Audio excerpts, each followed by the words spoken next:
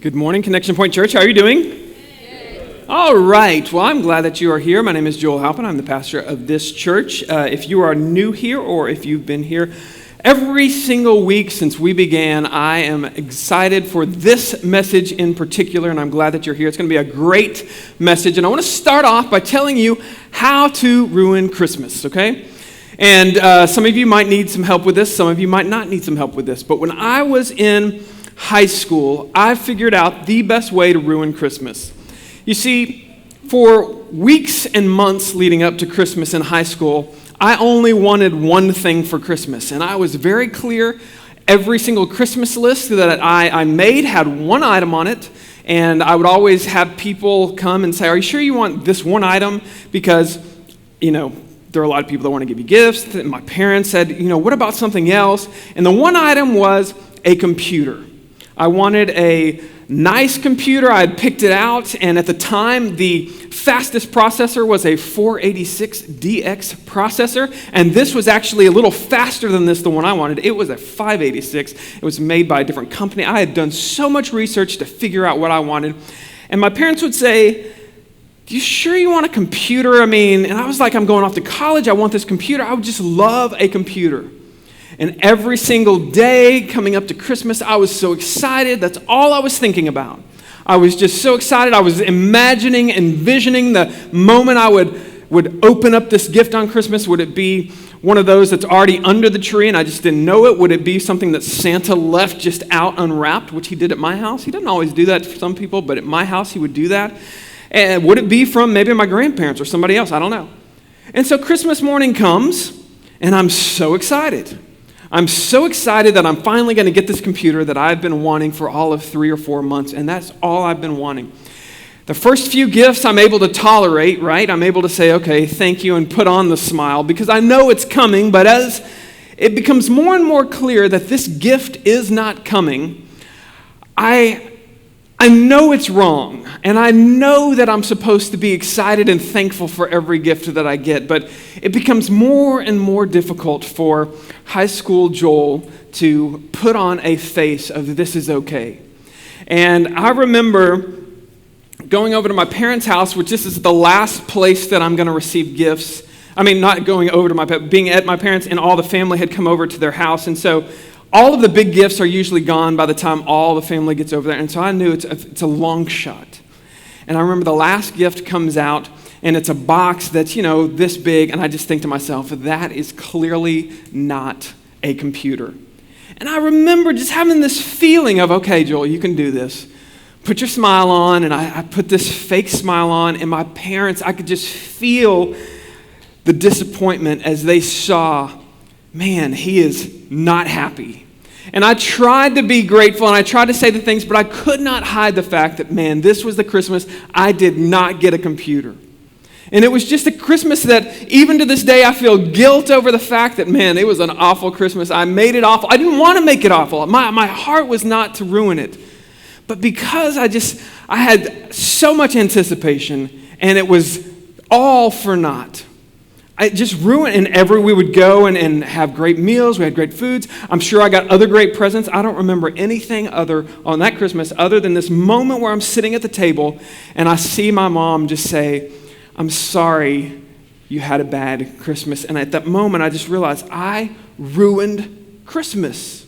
And my family could feel it. My parents, I know, could feel it. And I was trying to be happy, but I couldn't. And this is what I realized, is that being so future-focused, being so focused on this one moment of what's going to happen and how much excitement and happiness that was going to bring me, being so future-focused caused me to miss all of the other presents that I was given on that day and the excitement of Christmas that I had experienced every year from before that year. I messed up Christmas simply because I lived so much in the future. There are so many of us that are so future-focused that we miss the presence of God in the present. Now, if you've grown up in church, you may have had this moment where you realize, you know what? I don't know if I could go into church. Most people coming into a church for the first time or understanding the gospel for the first time, you hear this message that God loves you even if you've sinned, and no matter what you've experienced in your past, God wants to heal your past. And last week we talked about God can heal your past. And it's an exciting thing for if you've never experienced the forgiveness of God. That you go in, maybe it's at a church service, maybe it's just you and God, and you have this experience where you realize God sees you as a child. He loves you. Even if you've had a past that most people would say God would never look at me, when you begin to see God has forgiven my past, I can experience His presence at any time. But if you grow up in church, you kind of, that memory kind of fades. You kind of begin to forget what it was like to be forgiven in your past, because your past, you hear it so often, my past was forgiven. And you begin to settle into this experience that when you sing songs at Christmas about joy to the world, or about, the presence of God and happiness of God coming to earth, and you begin to look around and say, you know what? I don't really feel as if I am filled with joy. In fact, there are some of you right now that if I were to say, hey, how many of you are filled with so much joy this Christmas season? And you'd say, you know what? I'm not quite there yet. See, if you've been in the church for a while, or if you've been a Christian for a while, we begin to move past our past, but we don't stop at the present. We go into the future, and we begin to worry about things, so much so that we miss what God is doing right now. I want you to just take a moment and think about how many of you right now, if you were to say, you know what, there's something this week, there's something coming in the next month that's got me so concerned that I can't wait till I get past that moment.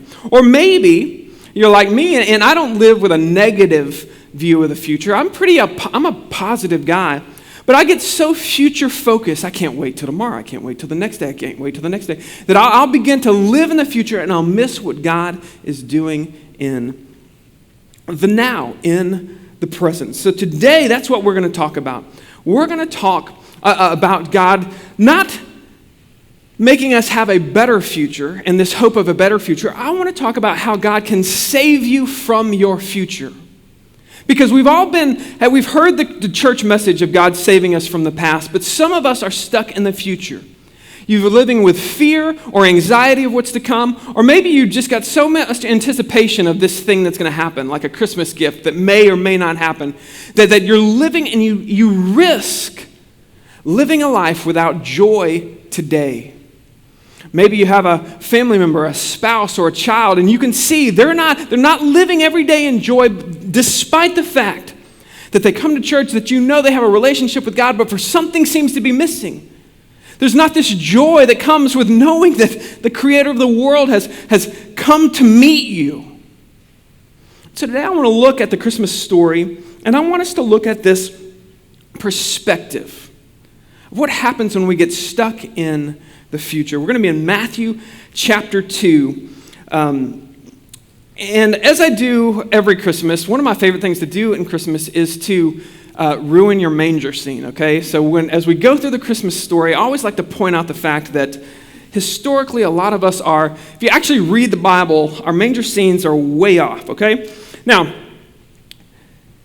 Matthew chapter 2 starts off this. It says, "Now after Jesus was born in Bethlehem of Judea, in the days of Herod the king, behold, the wise men from the east came to Jerusalem." So let's set the scene, okay? The wise men are coming from the east, which probably from at least Iran, maybe further than that, we don't know. But, and I go over this every year. How many wise men were there? We have no idea. There were 3 gifts. You don't know how many wise men there are. My guess is there were a lot of wise men, okay? And these wise men could have been kings. They were probably very rich. They were well connected. And they're coming from the east. They are coming in caravans, probably, with camels and all these things. But there are more than 3, okay? Now, just another little reminder is, and we'll get there in just a second, but it says that the wise men saw the star. So did the shepherds see the star? No, the star was not for the shepherds. The star was for the wise men. But when you think about your manger scene, let's just get this right. Okay, the wise men come about a year or 2 after Christ is born. Okay, they did not come the night of Christ's birth. We're going to see, and if you read the story, The wise men come to the house. You'll see that they come to the house. Jesus was not born in a house, okay? He was born in, there's some conjecture, but he was most likely born not in the house that the wise men come to, okay? So about a year or so has passed by the time the wise men actually come. We know this because Herod actually puts out a hit on all of the kids of Bethlehem, and this happens he chooses all of the kids 2 years and under, meaning he knows that this has happened in the last 2 years. It wasn't every kid born in the last 3 days, okay? So, your manger scene, so let's get them correct. If you have a star on your manger scene, okay, spray paint over that star, okay, or break it off, snap it off, okay, and put it in the other room with the 3 wise men that come with them, because they're still a year or two away from getting to the manger scene. So if you want to have an accurate manger scene, that's what it looks like, okay? They're following a star that's way far away, okay? How many of y'all actually going to know one? Okay. I'm just saying, if you want to be historically accurate, that's how we would do it. So they're coming, and they come to a place called, in Jerusalem. Actually, this is something that's very interesting to me because in January, I got to go to Israel with John Williams, and we went to a place that I had never heard of. It was called the Herodium. I want to show you a picture of it, okay? This is a picture from far away of the Herodium, and that mountain there is not a mountain. Whenever I look at this picture, I always think of Obi-Wan Kenobi saying, "That's no moon," okay? That's no mountain, okay? This is actually a fortress made by Herod the Great, okay? Now, there are several Herods in the Bible. The Bible, or the Herod that we're talking about now, is the first of them, Herod the Great, Herod the King. And he makes this building that is a fortress, and then he surrounds it by dirt so that it becomes a mountain. In fact, we went up into this, and you can see the next picture is us. It's not us, but it's inside. This is taken down. Inside, he has this fortress. In fact, that tower was at one point 2 stories higher than the mountain. And it's fascinating. There is swimming pools down that he could go swim in. There is a synagogue in this mountain. There are tunnels all throughout this mountain. It is fascinating that he built this palace. And in fact, this palace was very hard to penetrate. If you were going to try to siege this palace, I got a story if you want to, or I've got a picture. If you go on connectionpoint.life and follow along, you can find the scriptures there. I've got a picture there of me standing by all these giant stone balls that basically would be rolled down. If you tried to attack this mountain, they would just have all these rolling stones. They would just roll down to attack. It was a impenetrable fortress that Herod the Great had made, and it had so many interesting things about this place. But what it was fascinating to me is that there's a view on your way up. I want to go to the next one.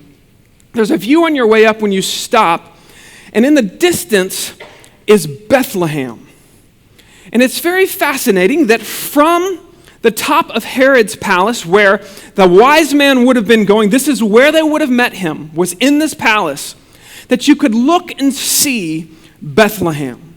And so when the wise men come to see or find Jesus, and they go to this place called the Herodium. They go to a place that is a few miles away from Bethlehem, and everything we're about to read, remember, Herod can see Bethlehem from this. When they're talking about Bethlehem, Herod can see it.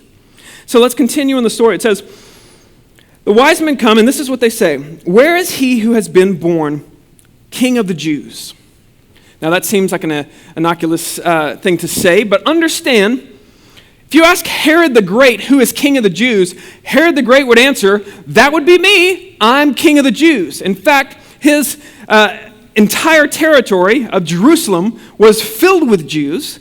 That's pretty much Jewish people were who he was in charge of. He had converted to Judaism just so he could have their respect. And so, when you come to Herod, these people must have been well connected. Because if you or I would have gone to Herod and say, "Hey, we heard there's a new king of the Jews," Herod would have probably had you executed on the spot.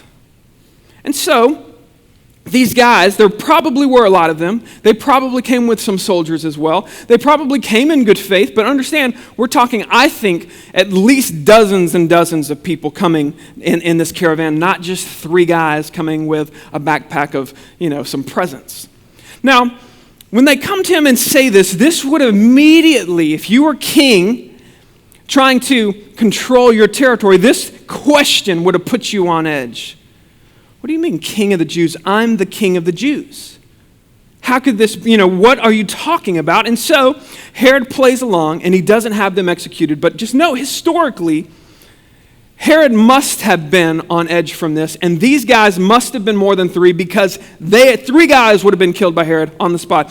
Herod was known for this. His temperament, by the way, is one that would kill. He had his wife killed when he thought she had cheated on him. He went on vacation, comes back, and he's like, you seem happy, and I've been on vacation. Why would you be so happy if I hadn't been with you? Obviously, you cheat on me, and he has her killed.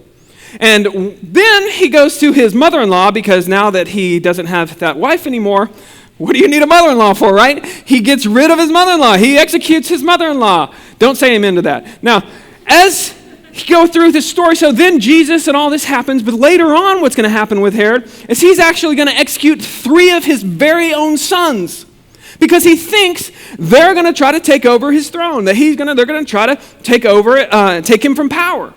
And so understand, looking into the mind of Herod, now Herod did a lot of things. He was called Herod the Great by a lot of his followers. He built a lot of great buildings, including, you just saw what he did at the Herodium for himself. He built a lot of things.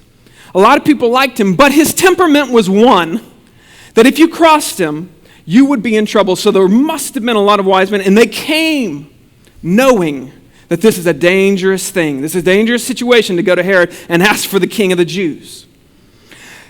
Where is he who has been born king of the Jews? For we saw his star when it rose, and we have come to worship him. Now, when Herod the king heard this, he was troubled, and all of Jerusalem with him. And I just want to stop for a second on this. And I want to begin to take us into the mind of these people in the story. First of all, Herod was troubled. We know why he was troubled. Because he's just learned that somebody else, king of the Jews, is threatening to take his spot. It's a child. But all of Jerusalem with him, and this is probably a little bit of semantics, and when anytime you say all the people, it's probably not all the people, right? But anytime you have a guy like Herod who gets troubled, and he's your ruler, without a doubt, you're going to be a little troubled as well. It's like everyone who's ever grown up with the if mama ain't happy, ain't nobody happy. That's kind of the if Herod ain't happy, ain't nobody happy, right? Okay, that's the situation. And so the feelings of this are going to reverberate all throughout, certainly his palace, but probably throughout the land that, man, Herod is really on edge, and he is making some crazy statements. In fact, we know one of the things he would have done, or that he did later on, we're not going to get to today, is he actually called for all of the children in Bethlehem to be executed. And some historians actually say there's no way this happened because we don't have a historical record of it. I just want to point out something, that Bethlehem's population was only about 300 people. And so if you think about a church of 300, when you think about how many 2-year-olds and under would be in that, we're probably not talking thousands of children that he executed trying to hunt down Jesus. He most likely went after a few, though. We're probably a dozen or so that he would have been in Bethlehem. And we don't know if the soldiers would have carried it out, but he gave a command, hey, let's kill all of the children in this city. And so this would have been troubling to all of the people. They would have felt, man, there's something going on. There's something going on in the politics here. But when we think about the future, as far as what Herod anticipated, you can kind of get into his mind. So I want to ask you this question. How do you anticipate your future? When you think about the things coming up, there's really only two ways you can anticipate your future. Either you are in control or God is in control. Those are the only two ways. And you may say, well, no, I don't think anyone's in control. I would just point out, you don't live that way, okay? You live, if you think, you know what, hey, maybe you're here and you're not convinced that God even exists. No one's in control of my future. You live as if you're in control. I promise you, you're going to do your budget. You're going to do everything about your life as if I've got to do this. I've got to make this happen. If I don't make this happen, then it's not going to happen. Some of us live every single day. If I don't do this, then no one will do this. I'm the only one that can make this happen. And then the other way you can live is, hey, God is in control. when we think of Herod, he definitely has a mindset of, if I don't do this, I'm the only one in control. And we see this mindset throughout. Now, he converted to Judaism, but he did this for political reasons. We know he did not follow all of the Jewish laws. He followed the ones that were convenient for him, but there were others that he had no problem breaking, like killing kids, okay? Now, when we think about Herod's mentality, most of us, when you hear a Christmas story, you always put yourself, you know what, I would be like the wise man. If I was in the story, I would be the good guy, right? But I just want to challenge us of how many of us, when we really think about the way we live our life, do we live our life with anticipation of God being in control of our future? Or do we live our life as if, you know what, I am the only one who can control my future? I would say most of us live as if we are the only ones in control of our future, and this causes a lot of uncertainty. It causes a lot of fear. A couple of days ago, my son Elliot, who's 10 years old, was having a grand old time. He was playing with dominoes, and he was building, he wasn't, throwing bones. He was making chains of dominoes that he would knock down. You understand this, right? He's 10. So anyway, as he's making this, I go over and he's stacking books. He's doing what I did as a kid. He's making this long chain. And now, life is full of tornadoes, right? Now, in our house, our tornado is 5 years old, okay? And she walks around indiscriminately at any point, okay? And our little tiny tornado hears Elliot playing with dominoes, and she can't resist, and I hear the fear in his voice. And so I go over and I'm watching, and I immediately say Annie, who's 5 years old, full of fun, but also full of energy. And I see the panic come on Elliot's face because he's got these dominoes stacked up, perfectly balanced, and he doesn't do what you'll do later in life. You remove some of the dominoes so you don't knock them. He hasn't done this, okay? He's 10. Give him some break. Maybe we'll go over this later. Domino stacking 101. So Annie's approaching, and I immediately say, Annie, do not go near those dominoes. To which she moves a little faster to get to the dominoes before I can actually get her away. And Elliot, I can just hear it in his voice.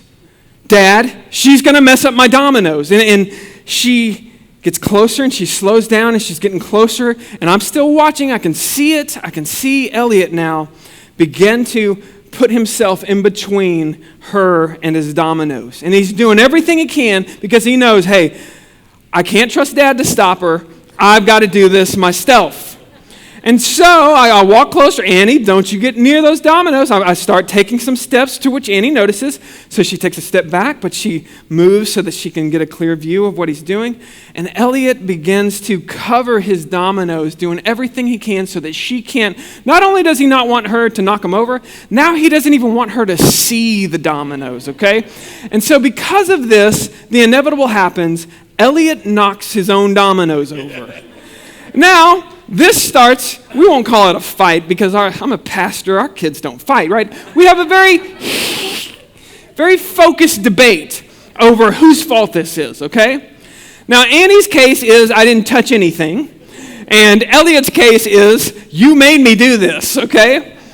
Now, this debate goes on for quite a while, but it just makes me think how much Elliot was so focused on controlling a situation. If you've got a 5-year-old seeing dominoes, there's no control in this situation, okay? There's no control. No matter how much Elliot thinks he can control it, the more he tried to cover and protect, the more damage he was going to do. When I think about Herod, I think of a man who was trying to cover his kingdom, to protect, to control every aspect of his kingdom, even if it meant assassinating his wife, even if it meant assassinating whoever, taking out, controlling his future in any way possible. And the irony is, he's got these men who have just come and given him this news. The Messiah, this divine being, this prophecy, this promise that we've been waiting years and years, God himself even, is within a few miles of you. And instead of running to experience this presence and this peace that imagine what God could have done if he would have given the peace to Herod of, you know what, I've got this. I'm now here. I'm in your kingdom. But instead, he was so focused on control, he missed out on the joy and the peace that he could have had because he was so focused on controlling it. I want you to see the mindset of the wise men.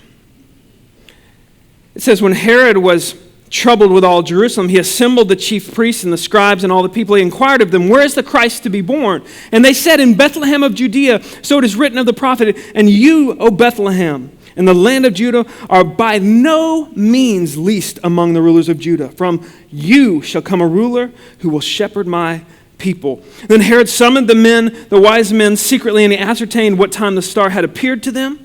And he sent them, and they probably said a year ago or however long that caused them to go. Go search diligently for the child, and when you have found him, bring me word so that I too may come and worship him. And he has this opportunity. Now his motives are not sincere, but he has this opportunity because he's got these wise men who have a different perspective of the future. They're willing to go into probably the most uncertain place they could have gone. They had a comfortable life. They were rich. They had people that could protect them. They were probably well connected. They might have even known Augustus himself because for some reason Herod doesn't put a hit on him. So Herod obviously had some reason where he's like, I can't just take out this situation. It would not be a good decision. And he sees these men that are not concerned with their wealth or their riches or anything. They just want to be in the presence of this child, and they want to know what it's going to be like. And as he sends them off, he's so close to having the presence of God himself 3 miles away. He can see it. As they're saying, it's probably in Bethlehem, he probably at least walks outside and says, right there, this whole time, there's been a child who's king of the Jews, sent from God, the Son of God. Now I want you to see what happens to the wise men. It says, after listening to the king, they went on their way, and behold, the star that they had seen when they rose went out before them until it came to rest over the place where the child was. And when they saw the star, they rejoiced exceedingly with great joy. And they too haven't met Jesus yet. They haven't been in. But their view of the future is one that's marked not with troubling fear, as we saw with Herod. Not with one of how am I going to control this situation? What's going to happen if God actually comes here? He might mess up my plans. Instead, they had this thought, you know what? We're going to follow God wherever he takes us. And we know when we get there, it's an overwhelming sense of joy for these men. There's not a fear, even though they entered into a situation that most of us would say, you know what, I'm never going close to there. God didn't control my future that much. These men said, I'm going to go find the presence of God wherever it is. And as they go, they get to the door, and I just think of this time where they're going to knock on the door, and they're going to open the door, and they're going to see Jesus in front of them. This child that not only have they heard these prophecies probably from Babylon and beyond, but they've also seen a star that, think about this, it appeared to them 2 years ago or a year ago and made them get up and gather together all these details. I'm not much of a detail guy, if you didn't know, but just the idea of how are we going to put together a caravan that's going to allow us to go on a journey that's going to take quite a while. It's going to feed not just us, but all of our caravan. It's going to make sure that we're protected because the easiest way to get rich is to rob a caravan that is unprotected. How are we going to, all these logistics of how are we going to get there? And when we get before Herod, what are we going to do if Herod goes this way or if Herod does this? How are we going to think through all this? So all these details, they had to think about their future. They had to at least kind of be concerned of. And they get all these details. And now they've gotten to this moment where we're here. They knock on the door and it says, and going into the house, they saw the child with Mary and with his mother, and they fell down and they worshiped him. And then opening their treasures, they offered him gifts of gold, frankincense, and myrrh. They have this moment where all I want out of life, I'm already rich, I'm already blessed, I'm already this, I want to be in the presence of God. And this brings them a joy that apparently their money did not bring them. Apparently, their situation in which they were living in comfort did not bring them, but they're filled with joy when they enter into this room. What I want you to see, though, is what happens next. This is what I love about this, because when I think about how I live my life, I will tell you I live my life concerned about the future, not in a bad way. In fact, part of me a while back was kind of like Herod. In fact, I will tell you, this morning was much different than when we started the church. The first day that we ever started this church, it was 10 years ago, almost 10 years ago. I want to just tell you, I was doing everything, and all I was thinking about was that day. And I had helped set up the kids area. I had the night before, I had laid out everything in our truck. I knew in my mind where everything was going to go. And we got to the first day of our church. It was in a school, kind of like this one. And when we got there, everyone looked at me, Joel, what's got to be done? And I started telling you, go here, go here, go here, go here. And one of the things, and this is, you're going to find it funny. It's not as funny to me, and it certainly wasn't in the moment, but the night before, as I'm putting all this stuff in the truck, I had this thought, I haven't actually planned the service yet. And in fact, I haven't, and we're less than 12 hours away from our first service ever, and I haven't actually written the sermon yet. In fact, I haven't even thought about the sermon yet because I was so focused on the details that I didn't think the one thing really that only I can do, I've got it. And so my first sermon, I had a guy there that was there to evaluate. It was another pastor just to help me out, and he said, that was the worst sermon I ever heard. That's the feedback he gave me afterwards. He said, the job of a pastor is not to hit a grand slam every week, he told me. He said, but you got to at least hit singles. And maybe if we're lucky, that was a foul ball. That's what he told me. I will tell you, this morning I got up. And I did not think about setup. I did not think about anything. In fact, the only thing I knew I had to do was come with a word for you. And one of the things I've learned is if I try to control everything in this church will be worse for the wearer. And so I've tried to be better about I can't live with all the details that I can't control or that I don't need to control. And so now when I think about my only job, it's bringing the word. This is a good example of this. 2 years ago, I was approaching my 18th wedding anniversary. And on the week of our wedding anniversary, I made the decision, let's go out to dinner. I'm going to take you out to dinner. And we went to one of our favorite restaurants. We had a great meal. And about 20 minutes into that meal, Joey calls me and he's like, okay, we're here at our meeting, and I had called a staff or lead team meeting, and the whole leadership team had gotten there, and I had forgotten because I decided I was going to do this. And as soon as Joey got done laughing at me, because I told him I'm on a date with my wife for my 18th anniversary, he says, don't worry about it, we got it. And I got, of course, that's kind of par for the course with me. But I quit, and I hung up the phone, and I remember talking with my wife, and she said, do you need to go? What do we need to do? And I said, you know what? This church is stronger than me now. You know what? I don't have to be there because here's the thing that I've learned is God won't just move without me. God is moving without me. That God is moving without me. And there's obviously this mindset with the wise men. Hey, God's doing something here. We can get on board or not. And look what happens to their future. It says, and being warned in a dream not to return to Herod, they departed their own way by another country. You see, the same promise that we heard last week, you will call his name Emmanuel, that means God with us. It's the same thing that the wise men experienced. Is I don't have to worry about our future. When I'm following God, when I'm trusting God with my future, I am confident that God is with me. Here's what I want us to do in this moment. I want you to think about one word that controls your future. For you, it's going to be different. It's not a magical word, but I want you to think about when you think about your future, maybe you have anxiety. Maybe it's your job causes you this anxiety of, I'm not in control of this, and you can't enjoy right now. You're missing out on joy right now because of something that may or may not happen in the future. Maybe it's your kids. Maybe it's another relationship. If you're single, maybe it's if you'll have this relationship. If you're married, maybe it's, man, I don't know what's going to happen in my future. But we all have this tendency to get stuck. And so I just want you to kind of think, what is it right now that's pulling you out of the presence of God and into the future and making you more of a Herod than a wise man?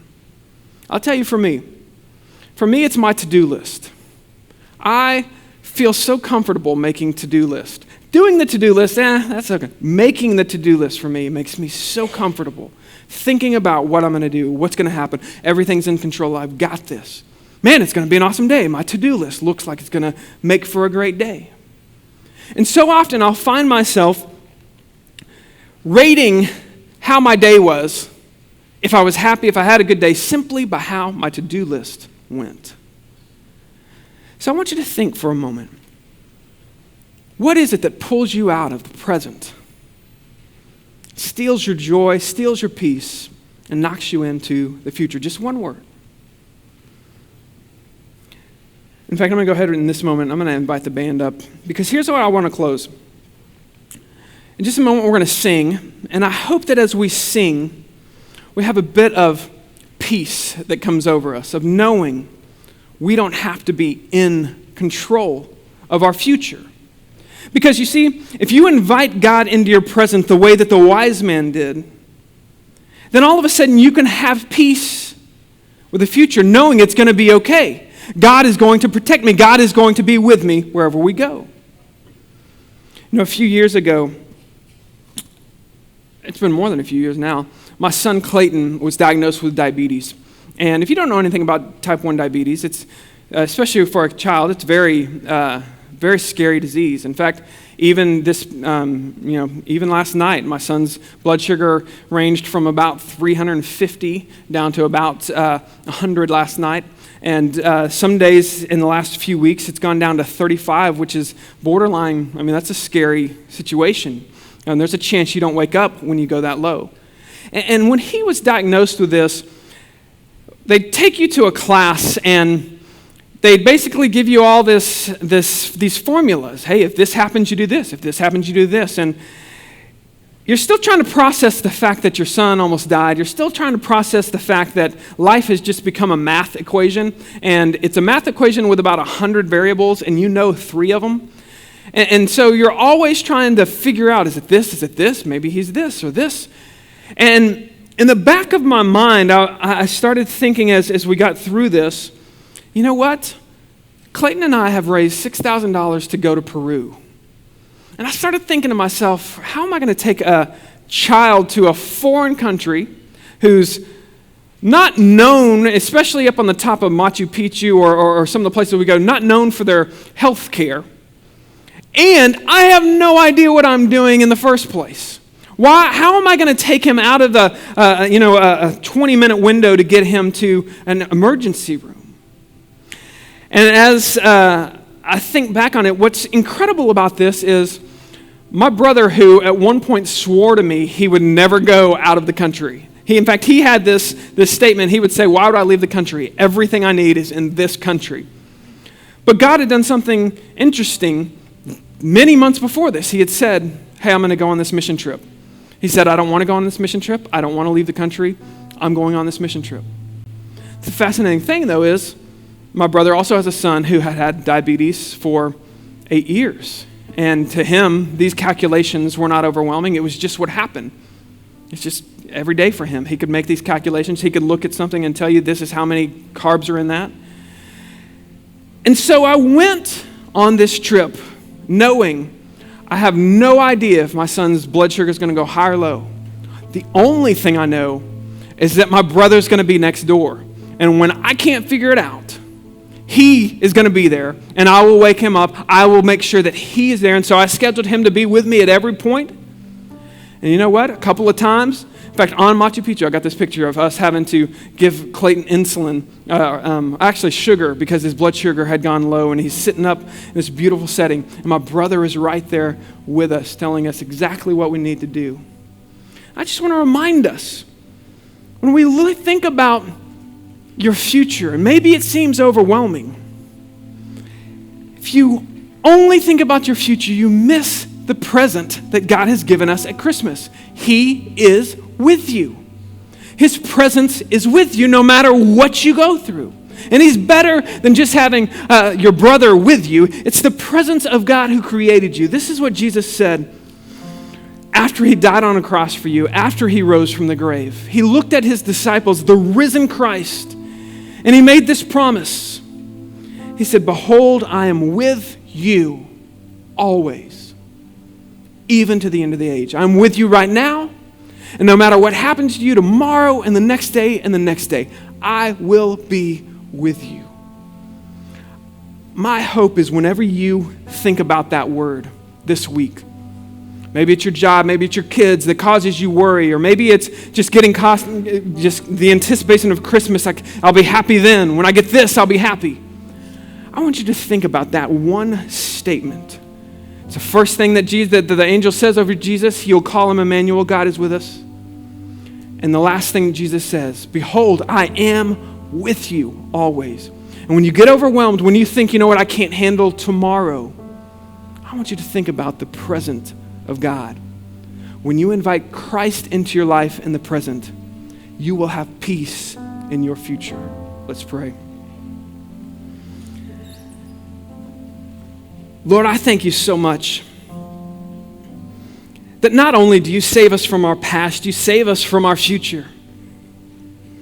There are some of us who today just need to be reminded that you have forgiven us of our past. You died on a cross as a sacrifice for whatever sins we have committed. But you rose from the grave and gave us a promise that just like you did, we will walk in new life. And when we walk in this new life, it's not that we're better, it's that we are in the presence of God. So Lord, as we get trapped in this anxiety of what's going to happen next, or maybe the uncertainty of knowing, hey, I'm not in control of tomorrow, what's going to happen? Maybe I didn't put all the pieces together. I pray that you'll just remind us and put this promise in our minds. He is with us. He is with me. You are with us. And Lord, when we sing, when we think about, when we praise your name, we don't do it in the hope that you'll be with us. We do it as a result of a promise you fulfilled. You are with us. And that is why we pray. That is why we rejoice. It's in your name. Amen.